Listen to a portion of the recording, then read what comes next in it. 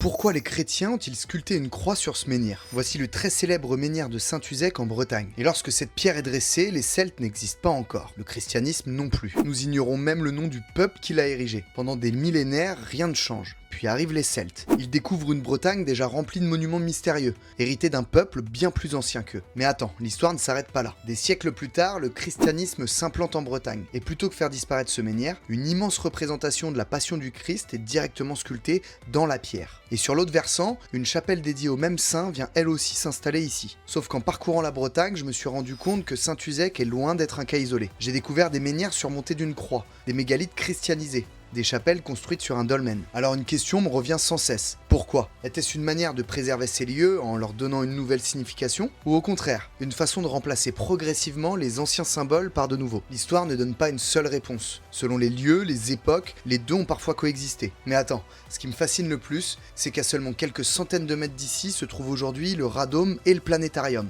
Deux lieux consacrés aux télécommunications et à l'exploration de l'espace. Et là, je peux pas m'empêcher de faire le parallèle. Depuis plus de 5000 ans, les hommes changent de croyances, ils changent de connaissances, ils changent de technologie. Pourtant, les images sont troublantes. Le menhir, le clocher, les antennes.